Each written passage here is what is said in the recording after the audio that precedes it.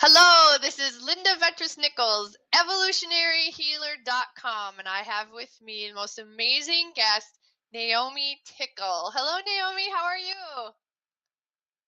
Good, Linda, and how are you today? Fantastic. Thank you so much for being with us today, Naomi. Oh, it's my pleasure. It's great to be here. Awesome. Well, you have an interesting story, and we have an interesting connection because when I had my Whole Child Institute, I was a special ed teacher. I did a lot of private clinical work. I actually had parents tell their stories, mostly it was mothers, and collected them and put them into a book. And in the book, I had written about personology, and I see you out on Facebook and you're like the expert of personology, and I'm like, ooh, I want to connect with her. And so I am just so honored to be with you and to be interviewing you. So, and then you're going to be actually doing my personology here in this interview. So I'm so excited for this. Thank you, Naomi. Oh, it's my pleasure. It's good to be on here, and thank you for your interest in the work. This has been around for quite a long time, since the 1930s, and it's actually the system I use for reading faces was started by a judge, and he was in court, noticed a strong correlation between structure and behavior, and was so intrigued by this that he dropped his work and researched with a team of men, engineers, statisticians, psychologists, salespeople, and came up with 68 traits with an 88% accuracy. And yes, it applies across all cultures. So it doesn't matter where you are in the world. If you see somebody with a certain shaped face, shaped eyes, eyebrows, texture of hair, it's going to mean exactly the same. And no, there is no trait that relates to crime.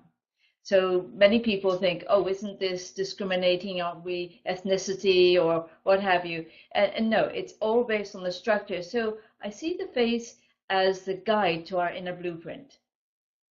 And many of these traits can be seen at the time of birth, like writing, music, design, detailed, bottom line, perfectionist, plus many more. Then once the child has passed puberty, all those traits are fully formed. Wow. So we meet so many thousands of people over a time, and we get a gut feeling. I think there's this, or may think it's intuition.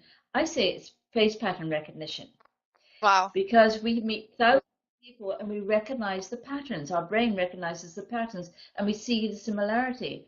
And once you start learning about this technique, it's amazing. You never see faces the same way again. After Jones' initial studies back in the 1930s, he was invited to go into the freshman Air Force to see if by using this system they could determine who would stay the course. And they got a 97% accuracy. And they even Wow. indicated the type of airplane they fly. And it's all based on the shape of the face. And I actually met this man about a couple of years ago, and he started sharing me the story about the study that was done in the freshman Air Force. He had no idea that I was aware of it. So it's like a confirmation. Yes, this really did happen. Mm. And they have done other studies over time. San Quentin prison, there is, as I say, no trait that indicates crime. It was just to see how this would help the warden and the uh, people there who were working with the psychologists, working with the inmates, and they said what was uncovered in the short time the men were with the inmates. They said it was taking months, years, maybe never to have found out. And no, as I Wow. say, it's not crime. When I see a face, I see the gift that is there. I see the potential in the face. And it's just been amazing. When I first came across it, I have to admit, I thought this was a very Californian thing to do, and I wasn't going to fall. Right? And then after having the assessment, it was like, oh my gosh, this is amazing. I've taken lots of tests over time, nothing compared to this. And I felt validated for the first time. Right? And so I studied it 10 years later, and I've been practicing this for about 20 years. That's And so it's helping awesome. people all over the world. Yeah. And Yep. it's helping people all over the world, and they are saying this has made such a difference in their life in many ways. It's great for, say, sales, communications, team building, understanding children. So Right. many students leave school today and they're still lost, what, Yep. as to what to do. And this simply puts them back on track with their life. And Yeah. in business, it's a great team builder. So instead of us reacting, we come from understanding. Right. Yeah, I love it. And I love all your stories that how you've helped children. And let's get into some of that as well. Right now, though, it's so amazing. You uh, even shared the stage with Dr. Oz and Deepak Chopra. I think that's so exciting. So, getting this out to the world. And you even mentioned that the Myers-Briggs and the disc. Tell us the story about that, how that was then compared to what it is that you're doing with Personology. Well, my husband and I, we developed a computerized career program that was based on the Department of Labor guidelines for how to determine what traits for which career. And if you look up the dictionary of job titles, it gives you the traits needed or the qualities needed for each career. Well, you can see those qualities in the face. And we simply enter the program into the computer, and then we go on and it matches up the traits with careers that people can go into. Wow. And I look for a 91% and higher match. And so how did that compare? It just came out a little ahead of the Myers-Briggs and DISC. Wonderful.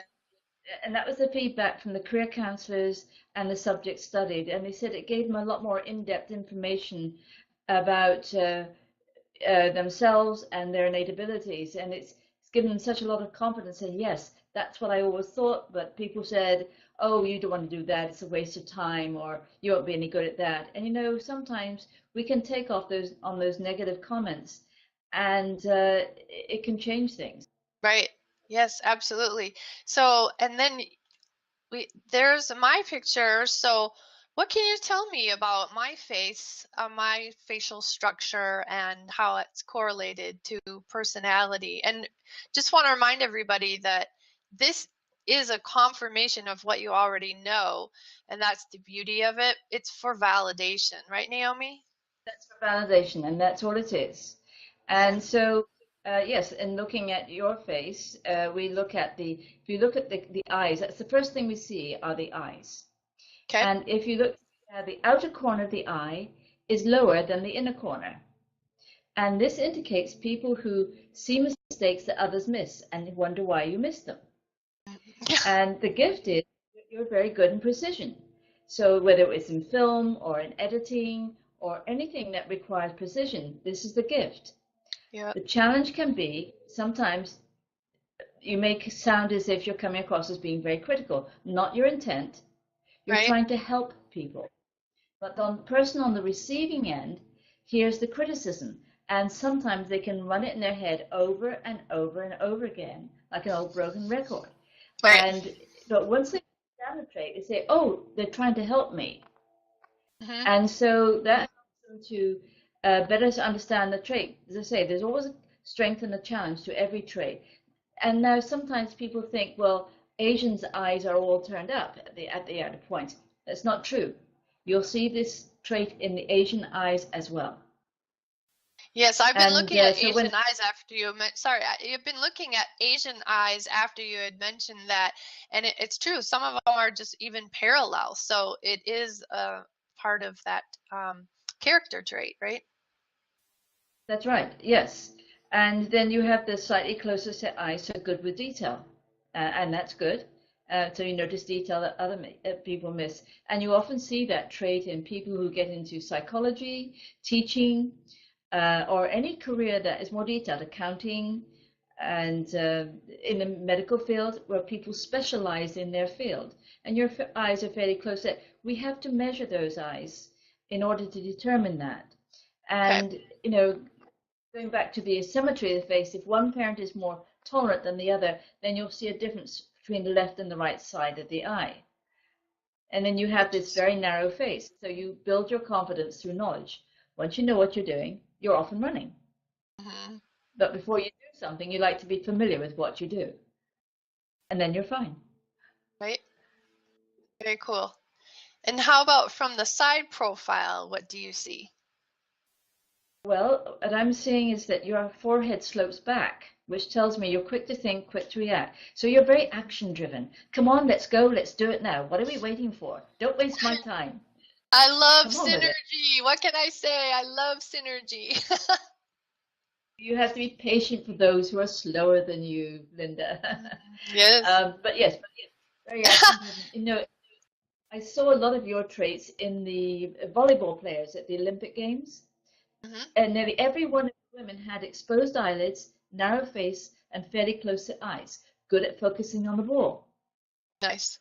And yeah, so we have to be, you know, if you are overwhelmed too much with too many things going on, it can be a little frustrating for you. So, Right. but anyway, but something else I noticed was the outer edge of your ear is more rounded, which is to do with music, the love of Oh, music. It could be through dancing, it could yeah. be through playing or singing. And if Yep. we were to see you run, we'd see you run very smoothly, very rhythmically. So next time you see somebody running, check out their ear to see if it's the outer corner of the edge is rounded. Interesting. Yeah, Oh, and okay. your ears are very set back, and you focus on the future. You plan ahead. You're not one to run things in your head over and over again. You say, okay, let's move on. Let's see what we can plan. See what we can do in the future. So a bit more futuristic. Hmm. And Yeah. it looks like your hair is also fairly fine, so very sensitive to smell, taste, Very. touch, languages. Whereas What? coarse haired people, which is most of your politicians, it takes longer to get under their skin. Oh, interesting. So Huh. that would make sense. Then. Right? Yeah. I love it. Yeah, you wouldn't find a fine haired politician. Although saying that, Donald Trump, he actually does have fine hair. But all of his features, he's got this very wide face. I can do it anyway, no matter what. And he's very direct and very to the point, and likes to get to the bottom of things. But underneath all that, there's a sensitive side to the man, and he wants to make a difference in this world. And yet, Interesting. what he portrays to the public is actually a lot more in your face, which Oh, is yeah. his style. Yes. Yeah. Because he has a wider, his eyes are set further apart, or because his face is wider. What people with wide faces feel, oh, I can do it anyway. What's wrong with you? And they take on things. They love a challenge in life. Life without a challenge is boring. And so when other people are hesitant, they feel that they're being somewhat feeble, perhaps, or not strong in their convictions. And it's Hmm. not that. We all have a way of learning. So what this system is, which I now call face pattern recognition, it helps us to recognize the timing of the response to situations. So instead of us reacting to someone snapping at us, we can say, oh, I see, they feel an overwhelm right now. I need to just relax them and get them to take us a step back. So it's the only tool I know that gives you such immediate access as to what makes people tick and why. Yeah. Well, I do know that if I am upset and someone comes towards me, that it makes it worse. So you're right that taking that step back, just getting things calmer, yep, absolutely brings me around a whole lot faster. How about the nose? Well, the How about my nose, nose? you have a slightly more convex nose or Roman shaped nose, very slight. So it means you like to be in charge of things. Hmm. You'd have a natural feeling for the cost of something. How much does it cost? Is it worth it? And can I get it for less? And then delegating it out to others. So you're good at overseeing projects and programs and bringing the concepts together. So that's one of your gifts that you have. Yep, that bringing it together for sure. I'm also really good at taking complex information and simplifying it. Okay, so we're done with that. Yes. Okay, so here's an example of like wide set eyes and close set eyes. Like the close set eyes are what I have. So Naomi, do you want to do a little more teaching on this slide? Yes, we actually measure this trait to determine how close set or wide set the eyes. And so we measure the space between the eyes, and then we measure the eye itself from inner corner to outer corner, and we look to see which is bigger. Is the eye bigger than the space between? Is it balanced, or is it smaller? So the woman on the right, she has the closer set eyes. So as I mentioned, she's very good with detail. And you often see this in people who are like tennis players and baseball players. Many of them have the closer eyes focused on the ball. And you also see this in the teaching field and any area where detail, or psychologist. She has the typical face of a psychologist. And the thing is that they can get overwhelmed by too much information coming at them at once. Once they know and understand it, they're fine, but they prefer to keep things more detailed, so it's a little more clear how they come across. Whereas the person on the left, she has the wide-set eyes, so much more laid back. Oh, it's going to be fine. These are your multitaskers. They can take on this and this and this, and they can take on this too. And sometimes they take on more than they can actually handle. But they have that more laid-back personality, so they have a calming effect on people with the closer eyes. And in relationships, this is ideal because you've got a balanced energy. But if you have people with too close, both who have closer eyes together, say working together, it can be a little intense sometimes. Not their intent, but the closer eye person can come across as being a little more intense and in your face, especially as the woman on the right has the exposed eyelids. These people tend to come more at you or more in your face. That's what it feels like to the person they are talking to. Not that person's intent. It's just how they're wired and how they come across. So the more they're aware of this, and they can step back and not appear to be quite as, shall we say, pushy. And so once we're aware of our traits, we can get a better understanding of how we're coming across to other people, especially in the work world, within relationships, and also with our children. Whereas I say the wide-set eyes is definitely more. They take on they look at the bigger picture, and you'll see this a lot in your top business people. Certainly, most of your politicians will have wide-set eyes because it's a multitasking business. The thing is, they had to be careful about people with wide-set eyes, that they don't get too scattered.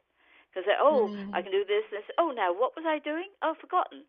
And so, yes, but they are much more relaxed. And you see them in the narrow face and the wide face. So there are degrees of this trait. So if the corner of the one eye is closer to the center of the nose than the other, that will tell you that a person is, for the most part, they're very tolerant. They put up with things and they put up with things. And then when they go, they go. So here you have the tolerant side, and then you have the side that's less tolerant, which will indicate that one parent had wider set eyes and the other one had closer set eyes. And so the person, if they inherit both those traits, they have that combination. Interesting. Very cool. Now, you have a story of a little boy that was running away from his parents, and then he ran down by, I believe it was you and your husband, and you said, like, go back, and he didn't listen. But then you said something else because you read his face. So I love that story. Will you share that? Yes, there was this little boy. He couldn't be much more than 2.5. Anyway, he was running away from his parents, and we were out in the park, and they were yelling at him, and he still didn't come back, and he caught up with us. And I looked at him, and I thought, this young man is very competitive. I know what I have to do. His head was wider at the back than the front. So I said to him, I tell you what, I'll race you back to your parents. And I said, on the count of 3, we'll race. And I counted to 3, and he just took off. And I just stayed there watching him. And he ran all the way up to his parents, and they lifted up and had him in their hands, in their arms, and they waved at me. And he looks back at me and was about to say, you didn't move. You cheated on me. But what I did is I shall we say, I focused on the competitive side of his nature. I knew he'd want to beat me. And so based on that, he cooperated by running. That's amazing. So That's so if you cool. speak to how, like, I met this young man, or actually his mother brought him to me. He was about 9, and he was having a hard time at school. He was about to be expelled from school because of his behavior. He was really a troublemaker at home. So his mother brought him to me. And I explained to her that this was a very restless young man. He needed an outlet for his energy. I said, get out there, sign him up for sports, go on walking, cycling, whatever it is. I meet them 2 weeks later, and his mother said, he's no longer a problem at school, and he's no longer a problem at home. Amazing. So it helps us to this gives you the why we are the way we are. Right. Without pointing a finger at someone. It's understanding. And when you work with this, you'll get better able to, the child will be more cooperative, or the adults, and it avoids a lot of the conflict. And I think a lot of the foster kids who leave school, I'm told that in the prisons, 65% of them are from foster homes, in the inmates in prison. I believe that if each of those children had an assessment, it would help to give them a direction to take their life. Absolutely. So they have more guidance. And plus the parents would better understand them too and support them. Yeah. Really good point. Yeah, this is gold for parents.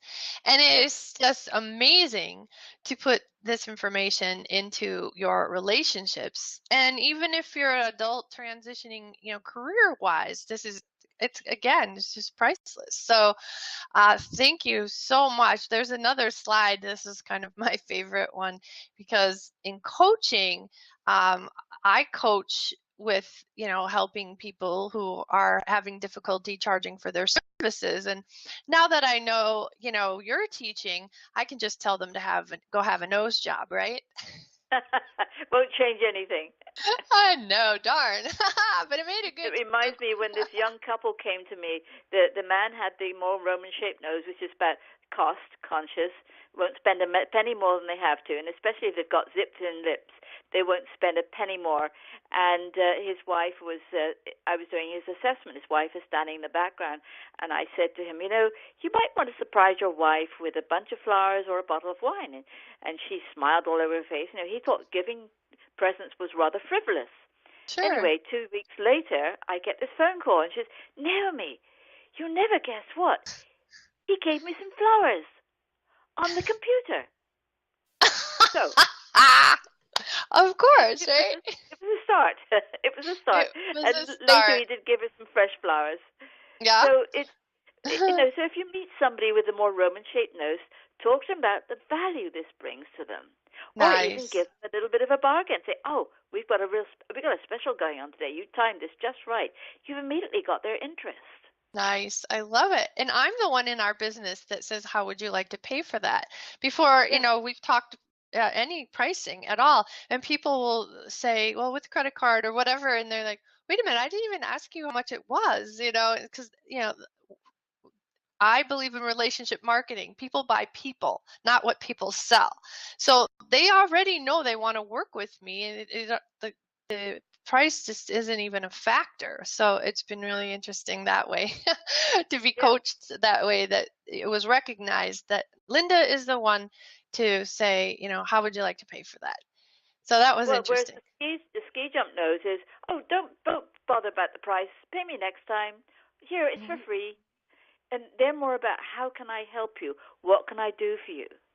And they go the extra mile for people. It's not to say that the other people don't, but by nature, people with ski jump noses have a really hard time charging for their services. And they undercut themselves, which in the end, what it does is it diminishes in some way what they do. People don't respect it quite as much. Right. They don't value the work quite as much. But as I say, sure. they love to help others. And when you see, I remember being in a doctor's office and seeing this woman behind the counter, and she had the ski jump nose. Well, she was doing everything she could for her patients.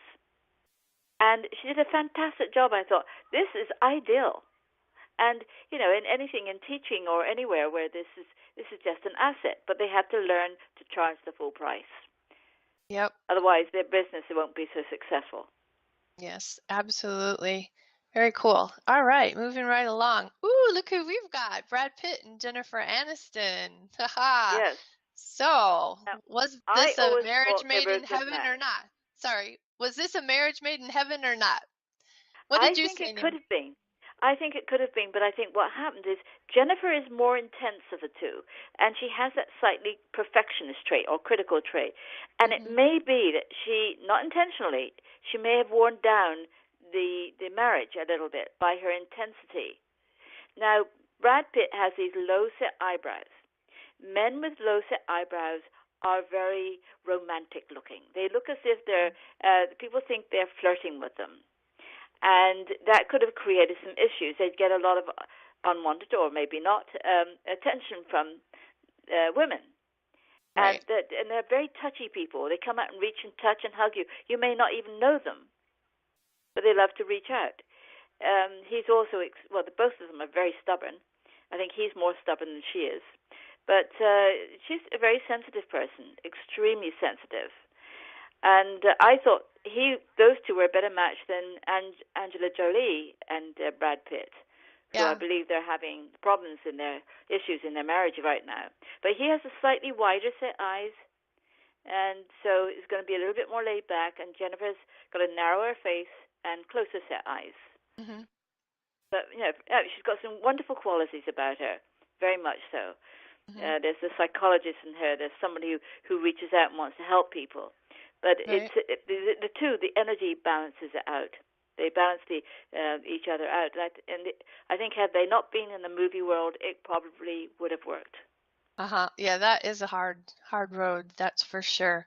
All right. Yes. And so you have a fantastic gift. You are actually going to do assessments for people from this event. So all you need to do is there's a link to Naomi's email. It's Tickle without the E, although she does spell Tickle with an E, but her email doesn't have the E. And it's right there in your email where you clicked to come out to this video of the interview. So go back to your email, scroll down to the bottom where it says Naomi's Gift, and click, and it'll just pop up an email. You can get that filled out, take photos, one facing head on and one side view like you saw my photos, and make sure your face is showing well and your ears are completely exposed, and attach those two photos to an email to Naomi, and she's going to do this for you. I think that's so generous. Thank you so much, Naomi. What a great gift. Oh, my pleasure, Linda. I'd love to reach out and help people, and my passion is making a difference in this world and helping people believe in themselves again and better understand each other. And I think if the more people know about this work, they're going to be amazed by it. Faces will never look the same again. They'll find themselves Exactly. in a grocery store, in the post office, and staring at faces, and it'll become fascinating. I love it. And when people contact you for their facial reading assessment, whatever we're going to call it here, your personality assessment, right? Yes, that's correct. You're also going to include a link that has a further teaching because it's a presentation that you've actually done. So thank you again. I'm going to close out the slides and we'll come back to each other. So this is so fascinating. I love this. And it is a science, right, Naomi? The Yes, science it's of an empirical personality? science. Empirical science. Yeah, I love it. I would love it if you told another story. You have some children's stories, and I don't know if you can think of one real quick, but that used to be my background working in special ed. I think you have a special ed story too. Can you Well, think of yes, one? I met a 9-year-old girl when I was over there in England, and her mother brought her to me, and she was apparently going to school for. She had some disabilities and learning disabilities, and she was traveling from London to Wales.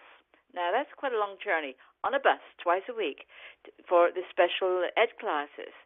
Anyway, her mother brought her in to me. I did her assessment. And what came up for her was engineering. And I thought, this doesn't make sense. But I shared it with her mother, and her mother said, oh, no, that makes absolute much sense. She said, because when the man came to fix the washing machine, she said, she goes up to him, and keep in mind, she's blind. She said, it's missing on the first cycle. Will you show me how to fix it?